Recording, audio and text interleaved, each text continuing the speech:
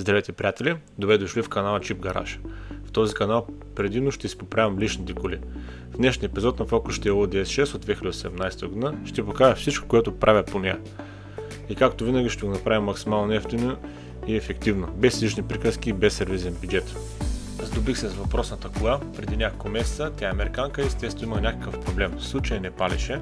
След оглед разглобяване и малко тестове се установи, че коляновия вал не иска да върти.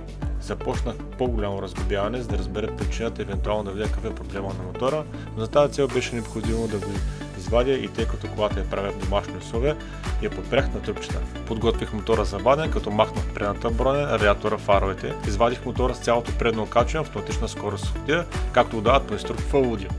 И както се вижда на снимките, двигател ми взе половината гараж, това е V8 все пак, с кутията и това е голямо нещо. Тук започнах разглобяването.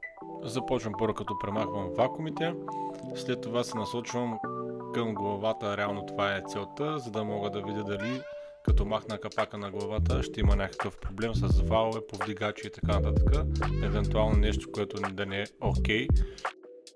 Тук е момента да кажа, че аз се занимавам любителски с това нещо. Това ми е страст, хоби и обичам да си правя моите си коли по най-добрия начин, който мога. Нито съм майстор, нито нещо подобно. Затова си ги правя в домашни условия с помощта на приятели, които ми помагат от време на време с съвети и това, което е било най-добре за мен. На другия ден вече бях разглобил единия капак, следователно и другия. Видях, че няма никакъв проблем с тях, нито с повдигачи, нито с валове и от тук насетне решавам да махна главите, за да освободя евентуално буталата. Предполагам, че може би е имал някакъв проблем с самите коли, които аз не виждам, или с някой клапан, който е крив, може би, тъй като не ми се разглобяваше цялата конструкция с клапани и така нататък. Решавам да махна главите с турбините, което е възможно на този модел.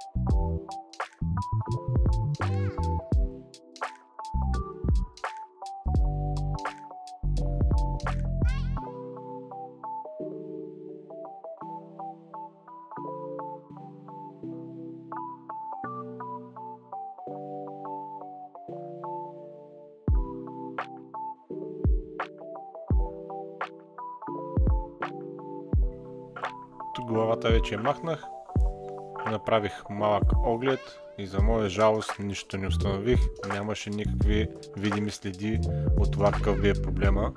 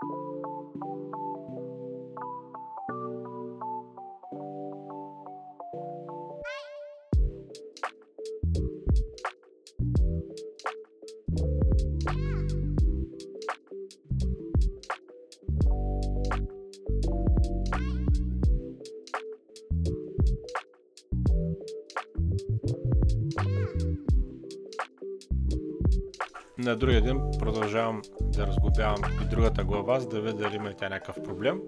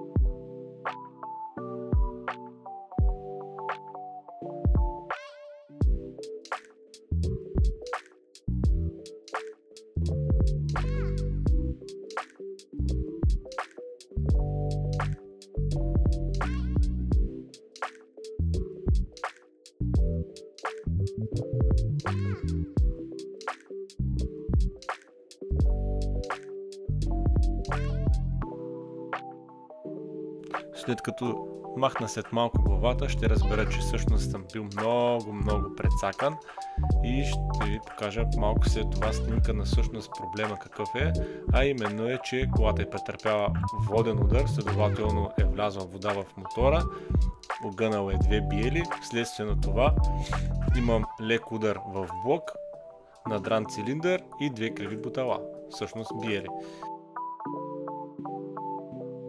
А тук е тази снимка след месец, когато съм купил нов мотор. Но за това в част втора, благодаря, че гледахте и бяхте с мен.